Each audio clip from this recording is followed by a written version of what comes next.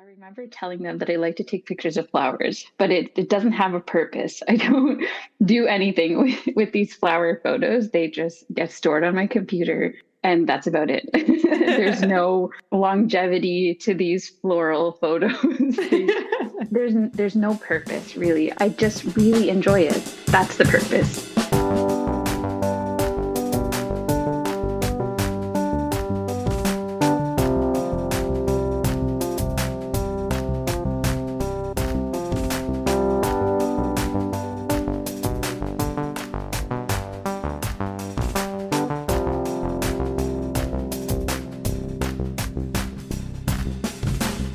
Happy 2024 and welcome to Artversations, a meditative conversation about the artistic process.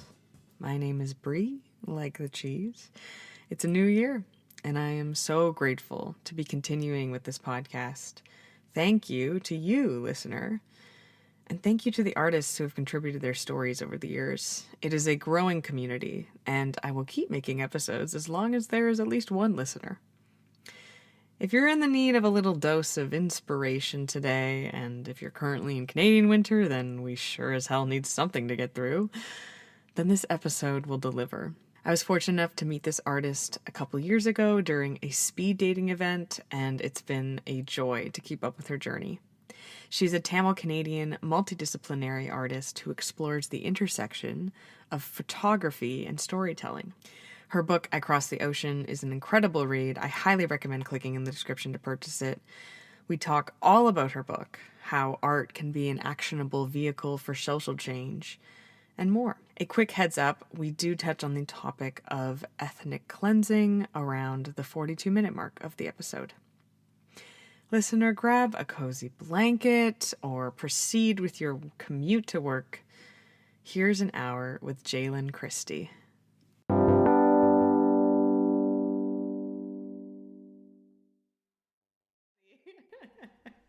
It's so funny when I've met people who I've only seen online on Zoom because I only see like shoulders up, and then we go for meetings in person. I'm like, they're tall or they're short. I have no idea.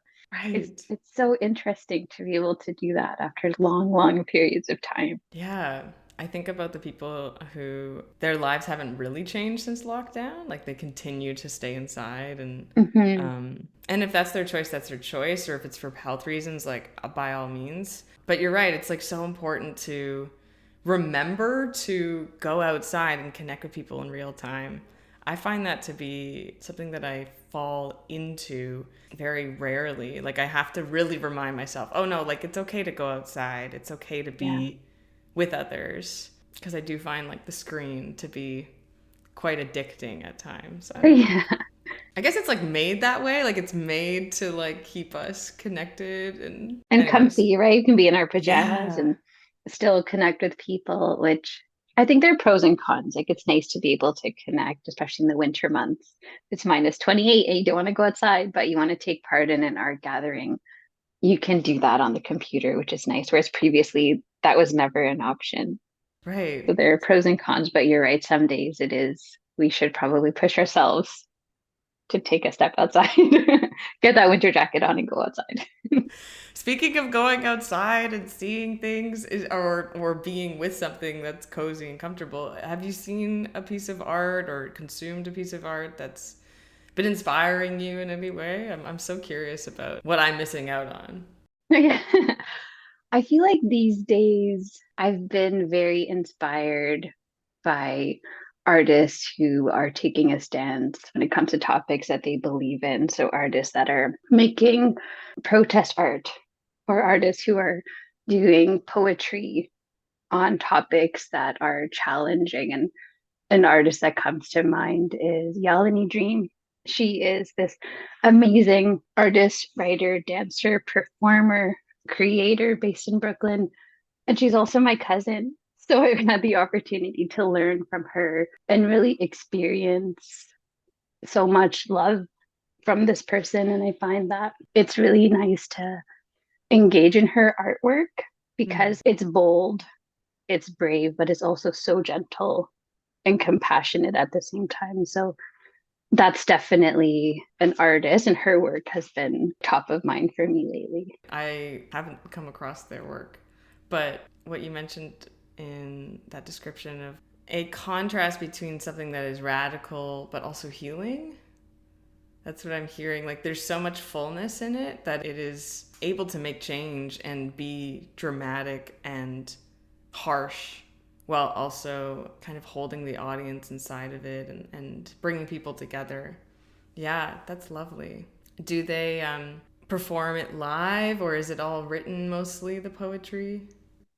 There's definitely a mix of live performance. She does really beautiful dance videos. She'll have a description of how she's feeling and what's going on in the world and how she's expressing that through movement. So it's really wonderful to see how the stories show up for her and how she expresses it to the world. And it's such a magical variety of practices and it's multidimensional. So yeah, there's so many things so interesting. Once you start looking into her work, you'll be really excited. I will, especially if there's movement involved. That's Yeah, very enticing. I love the ability to kind of mesh different mediums too, like cross connecting mediums and formats because again it like creates this fullness that as an audience member or a viewer of the thing I can see it in different layers, like I can see it physically but I can also read it or hear it. I think that is really an important part of how like I think art is so full and so multidimensional, or it can be at least. Yeah. mhm. Wow. And I think it helps people engage in different ways. So if someone is more attracted to writing, then they can engage with that portion. But if someone is really enticed by the movement, they can follow along with the movement. And being able to experience different pieces of a person through their art is so cool. I love that. You know, Jalen, I was thinking a lot about your book, Across the Ocean. Happy 1 year anniversary Oh, of thank publication, by the you. Thank you way. so much. It's It's almost such a, exactly a year, which is wild. as a fan of like your process, I remember when we met, you were just beginning to edit it or put it all together. So it's really cool to see and to follow how the journey of this project has actually like come to fruition. But just what you're speaking about in terms of like the different ways to engage with art, you know, I think it's really wonderful that the book has text and it has photos and images of what the surrounding looked like or a sentimental photo of some kind.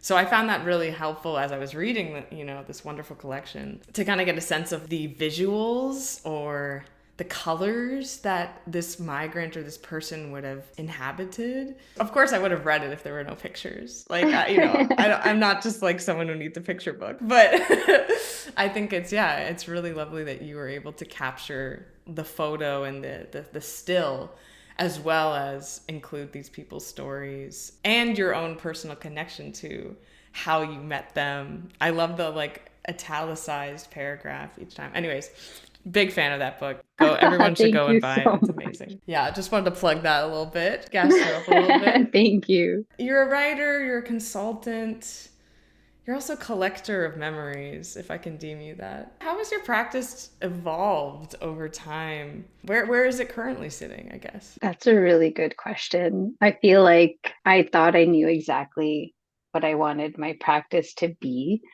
And as I started working on this project and meeting people, it changed so much. And even when you just described right now that you appreciated having the photos and some of the extra context and information, I actually only meant for that project to be photos. I thought it was just going to be a photography exhibit set out with my camera and like six different lenses. That's all I wanted it to be.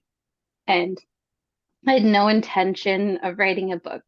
I wanted to do a photography exhibit in Toronto, and that was supposed to be it. And then when I went out and started talking to people, that's when it evolved because folks had asked for something with more longevity. They were very clear. They're like, can you please write this down? Because it doesn't exist for us anywhere else.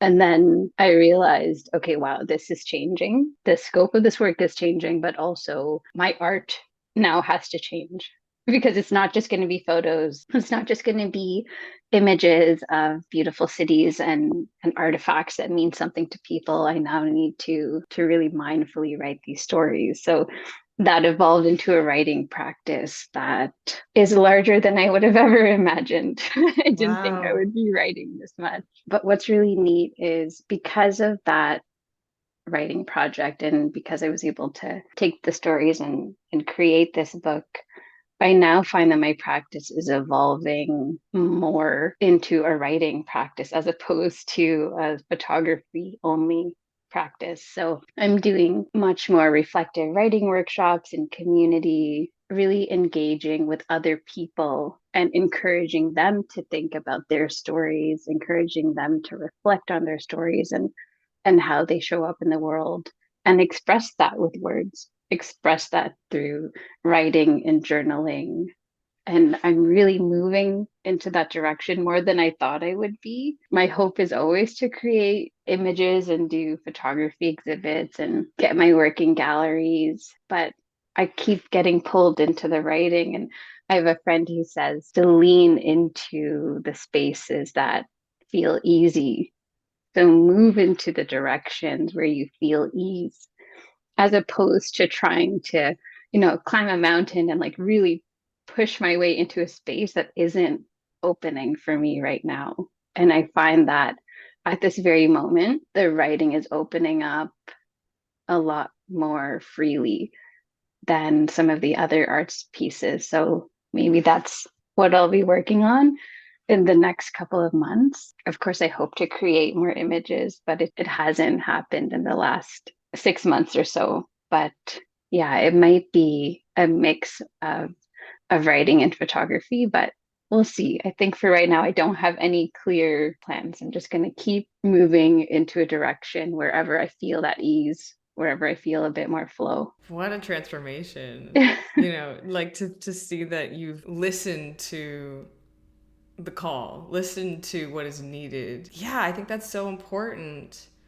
When there's so much force and hostility in the world, to be internally adaptable and mobile and listening to what is calling. I'm trying to find that ease as well a little bit more in my life. My practice as an artist is slowly becoming less about movement and more just about community, like you mentioned. Wow. Like whatever the community or the people that I'm with need from me, I, attempt to give that, or I strive to at least. Yeah, I mean, have you found that it's made you more present? I think so. And I also love that you're moving into more community work because I find that you are compassionate in the way that you show up for people. So I personally am glad to know that that's Thank you, happening in your friend. life too, because I'm sure it's Thank you. beneficial for so many people to have you around in that capacity. I appreciate that. Yeah. And I think it does make you more present, or at least it has made me more present. And it kind of expands what my arts practice means because it's not just for me anymore. I feel like I have responsibility to other people to be present, to be mindful, to listen when they're talking. So I think if I'm engaging in reflective writing with a group of people in community, I owe it to them to show up and I owe it to them to listen. I owe it to them to give them prompts and encourage them and do all of that with compassion. So, yeah, it does force me to be very present. Whereas if I'm working on an individual project that's specifically focused on an open call, or if I'm creating art for a particular gallery exhibit or whatever the case is, it can be pretty singular and focused. Like I Mm, just do X or Y. right. And sometimes I lose track of all the community impact that I could have. So, yeah, definitely more present. Do you feel that in your spaces as well, that when you do engage in community, that you are more present with the folks around you? I think so. I think it becomes this kind of flow of exchange that is not only selfish or selfless, it's both. And which in turn continues my practice or my process trying to figure out what I'm doing or what we're trying to make. it continues it and deepens it and allows it to become more layered. I think what you mentioned too about when artists put limitations or kind of put a box around the variables of what they're trying to make, like it has to be this long or it only can be digital, it can't be live or something like that. Those limitations have the effect of shortening the process and kind of tightening it and putting deadlines on it, and maybe that's fine. Like maybe, as artists we need a little bit of push and we need to settle into staying true to what is called of us. But I think having room for availability and for change and for transformation within the process, it can only do good, and it keeps artists, the actual people, I find it keeps them healing and healthy and connected with each other rather than forced apart or separated in some way. I don't know. Yeah, I think, yeah, the presence comes from being able to adapt in real time. Yeah. Yeah. And I think we need both, right? Just like you mentioned, it's good sometimes to have that structure. For some artists, it's helpful. Yeah. And other times it's nice to be able to engage a bit more freely. But that's kind of the best part of being able to create a balance. So engaging in both of those spheres in whatever capacity works for each individual artist is important. So sometimes if I am running low on energy and I don't have the emotional capacity to engage with people in community, or I don't have enough energy internally to give to others, it might not make sense to go out and try and do workshops and really connect with people when I know internally that I can't be as present. During those times, maybe those individual projects that have a hard deadline that are very clear A, very clear B, maybe that's what I can do is work on those types of things. And then when I feel more energized, when I am replenished, then I can go back out into community, engage with people again. Right. To be able to also listen to the internal calls of like, what's my capacity right Yeah, now? exactly. What do That's so you need real. right now? Yeah, yeah. To be able to show up for the community. Absolutely. So you mentioned you're working more with others to host workshops or to kind of bring your practice to others. What have you discovered in that communal setting about the importance of being with each other and sharing art? I feel like I've learned a lot in the last couple of months doing this type of work.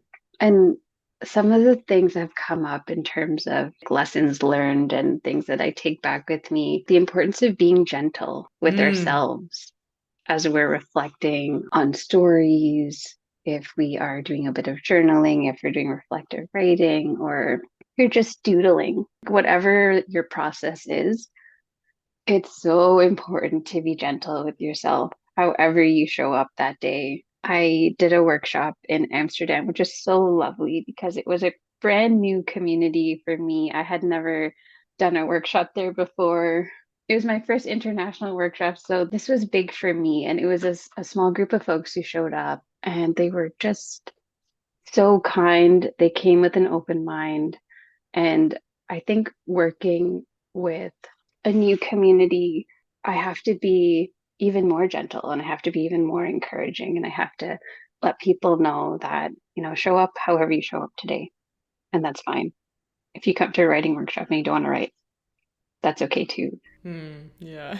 That's something I found is really helpful in any of these community settings is encouraging people and encouraging myself to be gentle with yourself, with others. And of course, like the classic learning lessons, like listening very attentively to people, being mindful in the way that we share, and of course, being present, like we talked about. But I think there's also an element of letting go of judgment.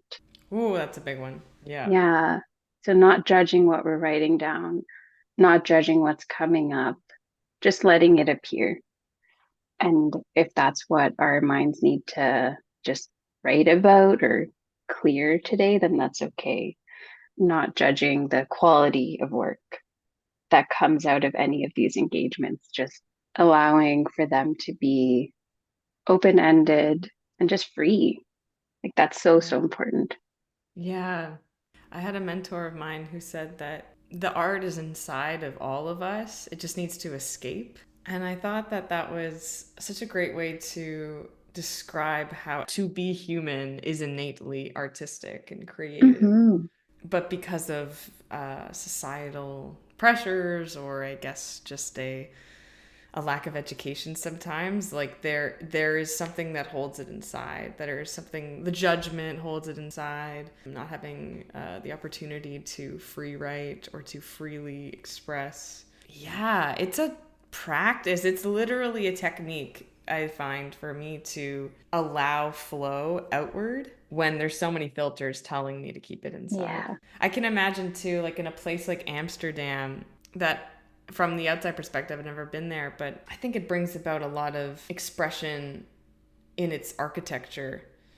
And so I imagine being in that kind of environment not only helped, the folks in your workshop, but also I can imagine it would help your practice as well to be in a new setting like that. Yeah. Wow. Absolutely. I adore that city. It's so beautiful, so inspiring. And I went just before the holidays. So I went for the Christmas vibes. I'm Yeah. not gonna lie. It was just so magical. No need to judge that. We can allow that to be free. Yeah. And I found it so inspiring. It was really nice to be able to just breathe in a new atmosphere every single day, walk down streets that I've not walked before. And that particular workshop that I offered in Amsterdam was for BIPOC community members. So it was intentionally created that way in order for it to feel a little bit safer, be a little bit more inclusive. Um, so it's a really nice mix of being able to engage with people that I didn't get a chance to meet before. They were brand new, but they're so welcoming, so kind. Ended up spending much more time with them than planned and engaging with them even after the workshop and really building friendships there. And I felt like it was a second or third home very easily. So aside from being totally inspired by the Christmas vibes and all of the beautiful things that I was seeing in the city, the people were so kind. The people that I met were so welcoming and just interested in who you are as opposed to what you do. And I love that. I miss that. Who you are as opposed to what you do. Yeah, Hmm. yeah. I mean, it's a great sign if, after the workshop, you're still hanging out with folks. Like that to me is such an example of truly communal practices or experiences. I do want to hear more about, what it means to you to open up a space for BIPOC artists to be able to be safe and in community with each other. What does that entail or bring about that sense of community? I think in terms of experiences for BIPOC communities, it's really different when we look at the experience for BIPOC communities in Canada and in Toronto specifically and in Amsterdam. Experiencing that as a Torontonian in Amsterdam was really interesting because here in Toronto, there are a lot of opportunities for BIPOC artists to come together, to share space, and to really brainstorm together and determine like what can our creative process be? What can our community connections become? And I've been able to engage with a lot of BIPOC communities in Toronto and do that. But of course, because I was new in Amsterdam, I didn't get the chance to do that as much. And I'm not from there, so I don't know the ins and outs of the community, of course. But in terms of how we made that space safer was ensuring that it was a small group. That's helpful because it's new. Everybody was new. So we wanted to make sure it wasn't too overwhelming. And it was a really beautiful, safe space. It was in a yoga studio. So that was really nice to be able to engage in a warm, welcoming space. And I also find it's helpful whenever I'm engaging with BIPOC communities is to share a bit about myself. I need to be vulnerable and I need to explain where I'm coming from, talk about my lived experience and provide, like, give of myself in order to add to those feelings of safety and provide support wherever it's needed. So, what I also like to do is offer additional support if someone needs it. So, for working on a writing activity or um, a movement prompt or whatever the case is, I always ask folks to let me know if they need additional support. So, if they need to bow out of one of the activities or just take a break, and if they want to chat for a couple of minutes just to get something off their chest, not, privately and not with the entire group, I find that's been helpful. So, working in these communities, I find it's important to, like, of course, be authentic, show up as I am. I'm a very South Asian person, show up in a way that is authentic to myself, but also remember that I need to give of myself too. Like, I need to offer something. I need to offer support. I need to offer kindness in order to create a safer space. So that's something I think about a lot. And thinking about the BIPOC arts community in Toronto, there are so many wonderful people in the city doing such amazing work.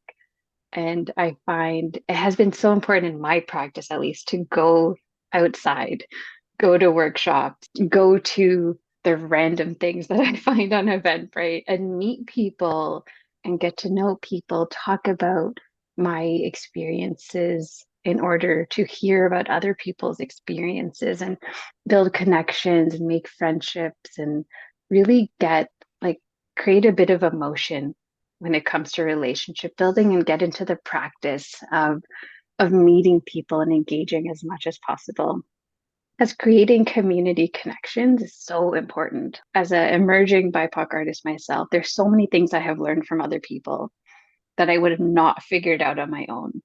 And it's through connecting and asking questions, and someone will say, "Hey, I saw this come up and I thought of you. Thank you, because I would not have found this on my own." And I even think about the workshop where I first met you. I signed up for a random, like, artist workshop. I had no idea that I would meet people and create lasting connections. And I'm so glad that I did that. So I find that in this world of being an emerging BIPOC artist in Toronto, there's so many things happening, but we have to put in the energy to connect with each other, because of course there are barriers and there are challenges that BIPOC artists face, and we need to work together to move through them. We need to work together to come up with creative solutions and brainstorm together. And for me, one of the most helpful experiences as a BIPOC artist was taking part in the Faces Collective TO residency. And Faces Collective, they put together this really beautiful um, residency at Toronto Island. And it was a bunch of emerging artists who came together to make work for a week on the island and create together and also have these really rich discussions about what do we do now, right? Like, this Right. is what I would like to do. What are the ways in which we can accomplish this? And we had really good conversations about how to apply for grants. How do you become an emerging artist? What is the requirement? If I need 3 years of exhibition history, what does that even mean? Where can I start exhibiting? What are some options? So during that week, we were able to brainstorm together. We put together an exhibit. And for some of the folks, that was their first example of exhibition history, which is beautiful that we were able to do that together. So, in creating community with other people, we get this really amazing opportunity to brainstorm and think and discuss and reflect and create. It's near impossible to do that alone. I don't want to do that alone. If I can do that with people and engage with human beings who care deeply about making their art practices happen, it's so helpful and it feels much more aligned.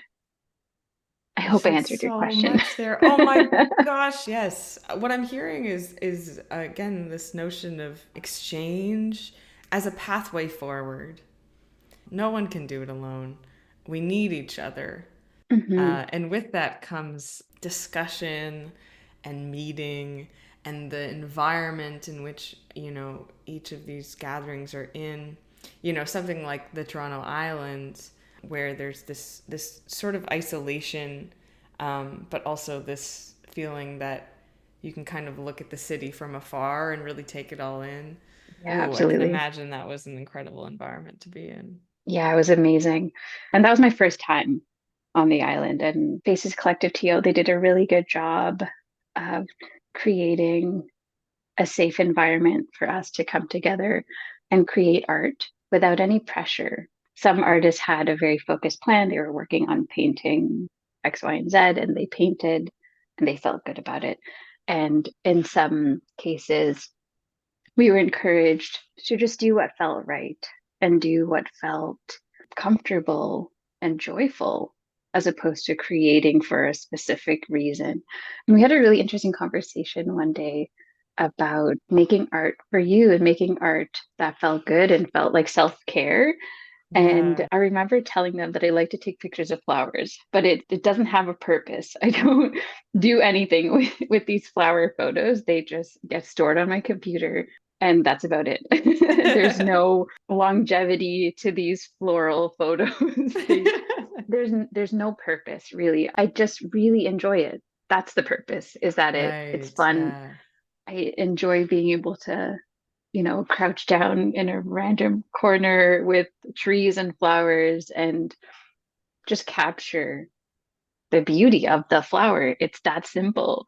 And I remember explaining it to them, and they're like, okay, Jalen, why don't you just take pictures of flowers this week? I was like, what? What a waste of time. That doesn't make sense. Why would I do that? But then I realized, no, it's not a waste of time. It's going to be so fun. It's going Right. to be so wonderful. Like all the flowers that I'm going to capture on this island, it's going to be wild. And I had Yeah. such a good time photographing flowers Amazing. and leaves and the water and sand and all these things. Like just being able to make art that was specifically for me and for my joy, not even for anything else. And I found that was really healing. And they encouraged me to do that. So I was super grateful to them for that push. Because we did talk about art as self-care, and especially during times, whether it's wintertime or if you're not feeling well, or if the world is, on fire, or whatever the case is, there's so many things going on. And we can use art to take care of ourselves in a small way, in a large way, in whatever way makes sense for us that particular day. So for me, that's taking pictures of flowers. It doesn't happen as much in the winter because winter, but But the but fun it's is enough. healing. Yeah, it's Yeah. healing. It's enough to be worth the time when you were offered that encouragement and that space to take photos of flowers. I relate to the idea that like, oh, well, that's totally worthless. Like there's like a vampire voice in my head that's like, no, I'm not going to do that. I need to make something exciting and different and Yeah, anyone can look at exactly. flowers. Like all of those judgments come up, right? But having a mentor or someone to simply just pick me up and like just place me exactly where I need to be. Oh my gosh, and then imagine the flowers on the island. They're so nice. Oh my gosh, and like so pure and not like corrupted by the concrete and everything. Oh my goodness. I would love to see some of these flowers on your computer. I can definitely show you. We'll do it after this. We'll have a little gallery showing. Perfect. You've given me a little bit more purpose. Oh, there we go, right? No, I think what you mentioned about art as self-care, that's so important these days. I think about the many different ways that can, show up in a practice where it can be about not having any judgments or not having any limitations. It can be about taking time away.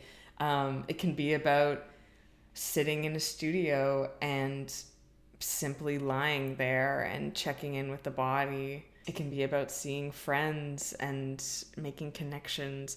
I mean, there's just so many different ways in which self care can be artistic without it feeling like a chore or like a homework task or something like that. And I think that's often forgotten. That's often forgotten that when we are in need of self care, we can turn to creativity rather than turning to, like the trendy self care tasks of like, oh, well, like, and go and watch a Netflix movie or something. And that is art, I guess. Yeah. If we can deem Netflix art. But I do think I, at least in my experience, have forgotten about painting and about capturing photos of things that are just interesting to me in that moment, or writing, or moving my body for pleasure, like just the certain things that I just think are often forgotten. So I appreciate that reminder. And I'm glad to hear that it came up, organically, or that it was something that, again, like you transitioned into, you found ease, it sounds like. Yeah, that's so important these days. Oh my gosh. The art, a self-care piece. I wonder if there's a connection between creating things or doing things with your hands and with your body Ooh. that contributes to that feeling of release and relaxation. And I'm thinking about using clay. I have clay that I've not touched for a long time. And I bought it with this intention of, I don't know what I wanted to make. I don't know. I just wanted to make something with clay. And I wonder now that we talked about, you mentioned, moving, just moving your body for no reason and engaging in any kind of act that is for you. And maybe that idea of creating with our hands as opposed to sitting on a couch and watching TV, which is like lovely for many other occasions. Yeah. But I wonder if that act of creating is also helpful in that self-care process. So whether it's like painting, like you mentioned, or writing or dancing or anything, I wonder if there's like something about that creating with our bodies element that supports our self-care. And I don't know if Yeah. that's a good question. No, I completely agree. I think you're onto something, that there's something profound about the many different ways in which we're separated from our bodies in this modern society. I think about that a lot. I think there are systems or certain practices that we are encouraged or forced into in 2024, where we're meant to be separated from the embodiment that is, I think, truly human. No, I think you're onto something about, yeah, there's like something tangible about using my hands and creating with my hands, or using a utensil, obviously, to do so. I mean, you mentioned clay. Like, I think about clay as being so primal and so grounded in earth, like literal soil, even if it's not. There's something about like molding it and pushing into it. Yeah, I mean, I'm picturing your clay like sitting in your closet, and it's like, let us down. Like it's like in Toy Story, like the toys just want to be played with.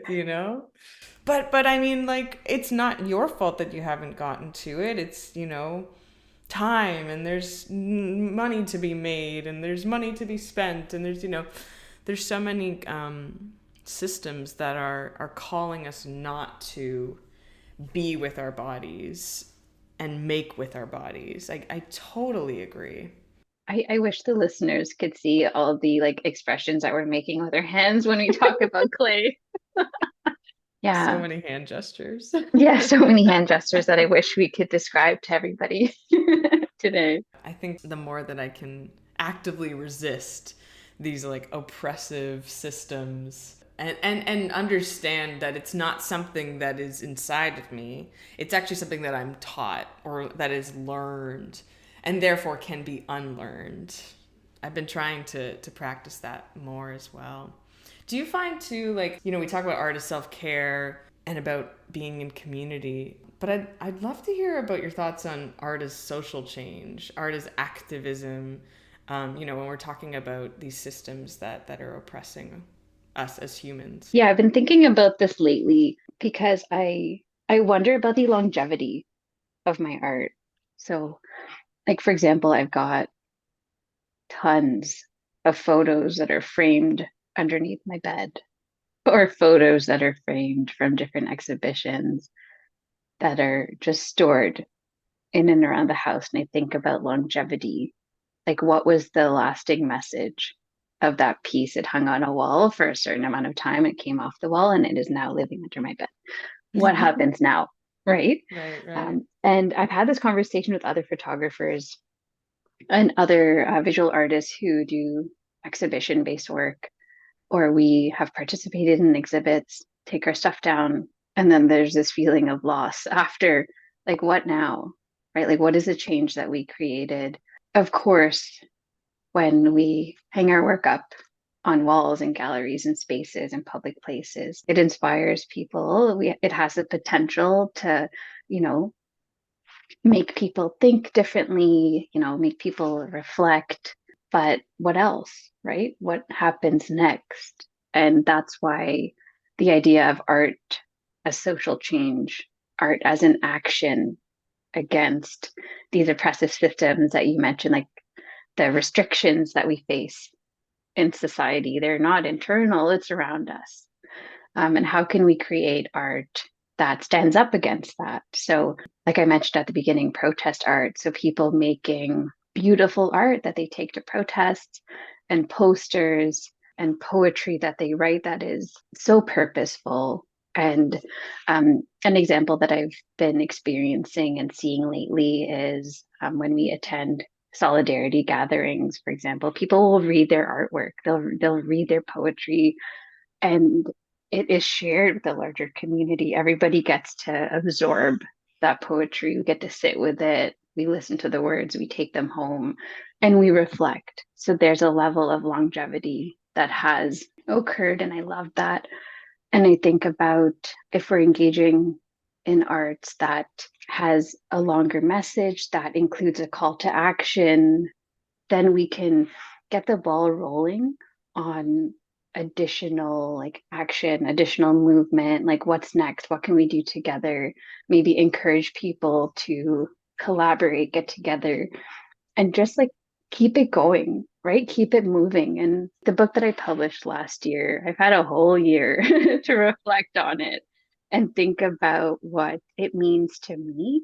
And I've been thinking about what it could possibly mean for other people. Like, of course, I don't know because I don't live in their brains, but I've been imagining what could this book be for the not only for myself, but for my family, the larger Tamil community. Like, what could this book be?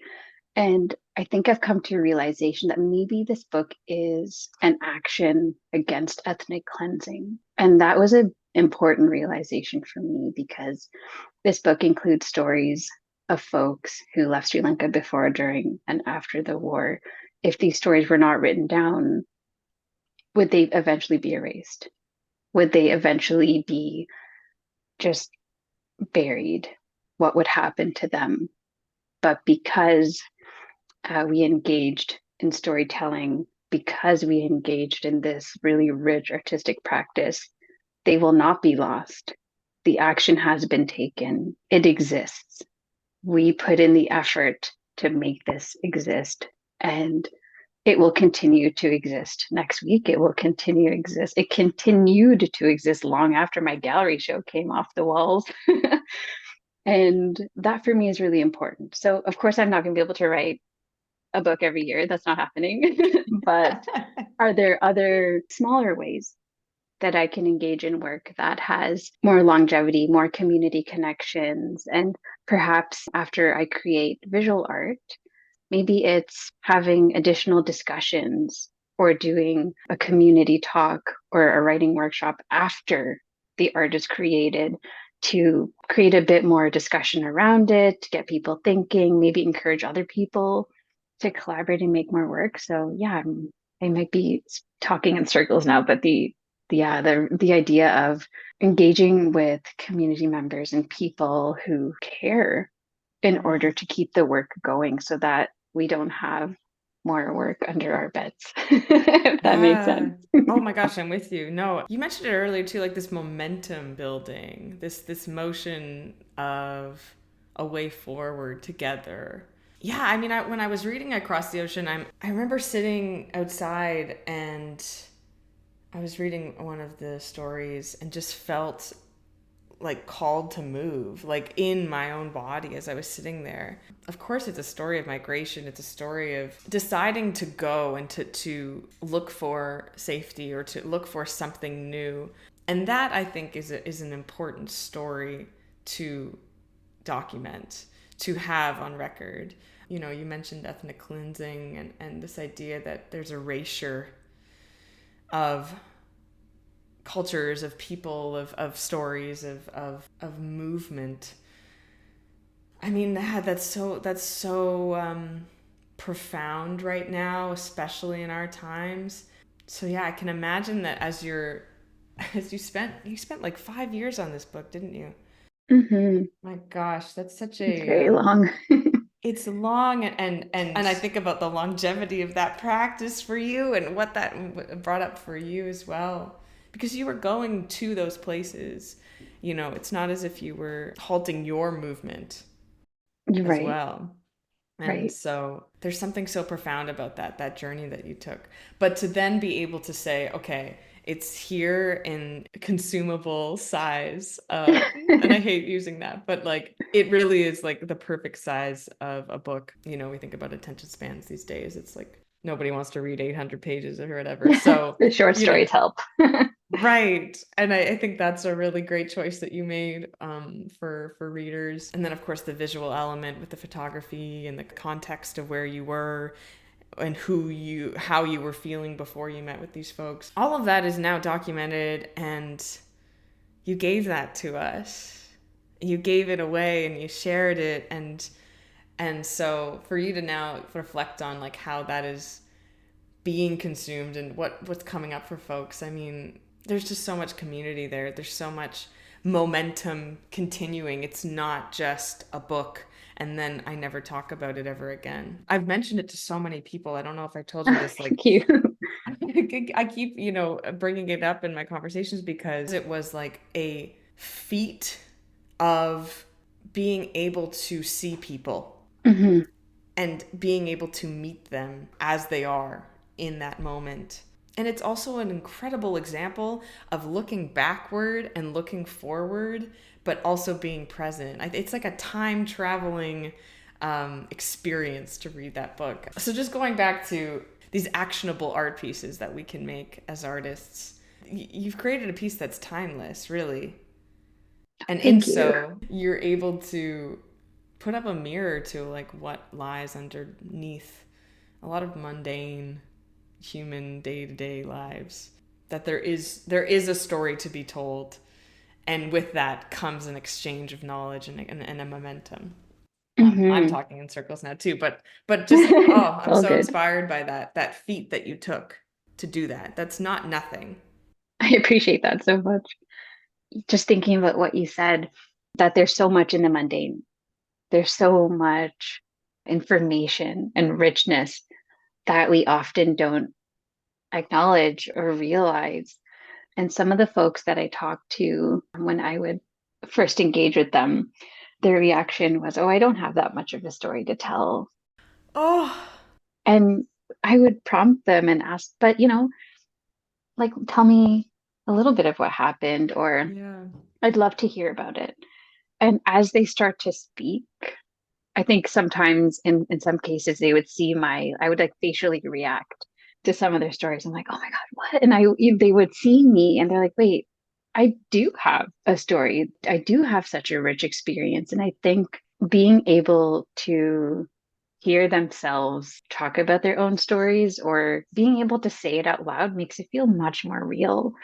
I can think of so many people who were like, "Oh no, it's not that big of a deal. It really wasn't. It wasn't anything." And then I wrote it down. We would talk about it together after, and they're like, "Okay, I like this."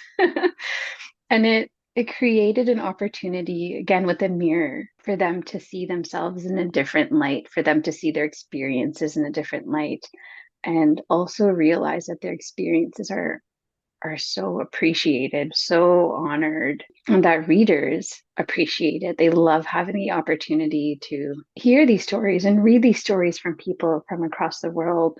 Another important piece that you mentioned too, like while I was traveling to meet these people, the amount of trust building that needed to happen Woo. was massive. Oh And my gosh, I can imagine. yeah. And of course, I knew that there was a level of trust that needed to be built.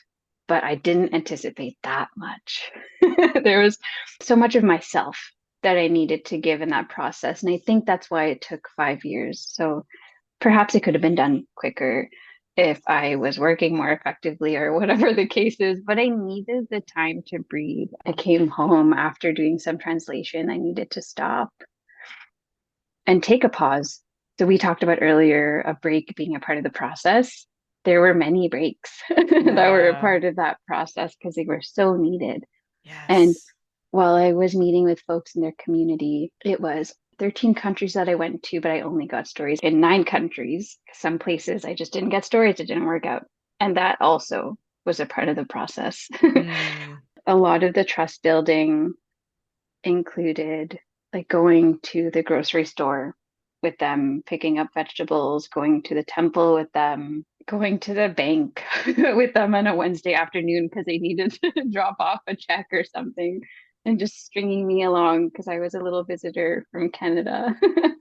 And watching Tamil TV shows with somebody's grandma and having dinner with them and telling stories about my family, telling stories about myself, telling stories about my grandfather who had passed, and really offering as much of myself as possible in a way that made them feel like this was real, this is important to me, this was authentic. And it took so long. This happened over months and months and months. The first month actually that I started traveling, I didn't ask anybody their story because I was too scared. I was so Mm. nervous. I was Yeah, so yeah. nervous to engage with anyone. It was my observing month. I Right. just Which is a would part of it go, as well. yeah, Mm-hmm. exactly. It was Mm-hmm. definitely a part of it. I was trying to kind of practice my spiel and get ready as much as possible and kind of anticipate questions and concerns. But of course, so many things happen along the way and things change. Yeah. But yeah, that trust building piece is paramount. There's nothing that was more important than building trust. And in some cases, did the work to build trust and the person was unable to share their story for whatever reason, if they felt uncomfortable, if they were triggered. And we didn't do the storytelling, and that was okay. That was completely fine. And it ended up being one more relationship built. And that for me is equally as valuable. So yeah, there's so many layers of connection and community that needed to happen. And all of it was so worth it. Like, despite all the difficulties, despite all the times that I phoned home, and I'm like, I think I want to come home. I'm so Mm. tired. Yeah. It still ended up being super worth it. And I hope that the contributors and the folks who told me their stories believe that as well. That's like my ultimate hope is that they're happy and proud of the work. I mean, the compassion, that is just so prevalent for me in what you're saying, which is so healing for so many people, not just for them, but for you as well. I can hear it in your voice, just to be able to share stories. And these are the stories to be told. Yeah, absolutely. Yeah. And Thank in you for some sharing cases, that. these are folks, yeah, of course. Um, these are folks that hadn't shared their stories before. So there was also this layer of I have to be like really empathetic. I have to be really kind in the way I receive this information because it's so sensitive, because they're being so vulnerable. And I have to make sure that this is done with so much respect. That was really important to me. There were some folks who had shared that no one had asked them before, that I was the first person to ask about their migration experience. And I wasn't entirely surprised by that. People they migrate and you move into the routine of life. You're working, you're doing all sorts of things, and you forget to look back and reflect. So all of a sudden you have this stranger from Canada who's, encouraging you to reflect and think back. So all of that needs to be done with a lot of compassion and patience as well. I suppose it's in our nature as Canadians to be compassionate and and listening. But no, I think that's something so profound that you were able to do for folks. And yeah, I mean, they wouldn't have gotten the chance to talk about it, and so it would have lived in memory, Hmm. which is okay as well. I'm not trying Yeah, to say that that exactly. is unhelpful, but being able to reflect and vocalize it, I can imagine that was so healing. And then it has longevity. It has Hmm. a life outside of the memory. That's Yeah, so, exactly. so inspiring. It's so profound what you were able to do with this book. And so I'm glad you took as long as you did. I'm glad it took, time, and that it was a long, long process, because it's going to be a long, long product for us to all consume, and everyone should go and buy it. The link will be in the description of the episode. Thank you.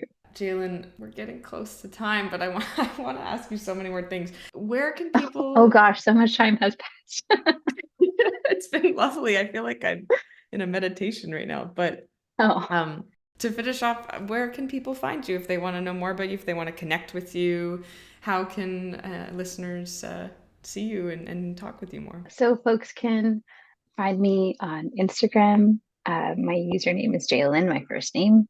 We can also put that in the information so that it's not too hard to find. Well And done. my website, jeyolynchristI.com. So pretty simple ways to find me. I'm very happy to connect with folks and engage. I love engaging in collaboration, especially collabs with Toronto artists. I love the idea of working with local artists to brainstorm together, whether it's emerging artists that want to come together and talk about ideas. How do we do X? How do we do Y? Very happy to have conversations and go to workshops and meet people. It's so much a part of the process. So very happy to do that. Thank you. I'm very grateful, that we both decided to go to that speed dating Yeah. Purple Glow Mag event. That was So awesome. so grateful for that, because now we can continue to have a connection, you and I. And thank you for your time, for sharing so many profound, pieces and topics. It was so lovely to chat with you and catch up. Thank you so much for your compassion and your interest in sharing the stories and experiences of other artists. It's so generous, and I'm so grateful for you. Thank you so much.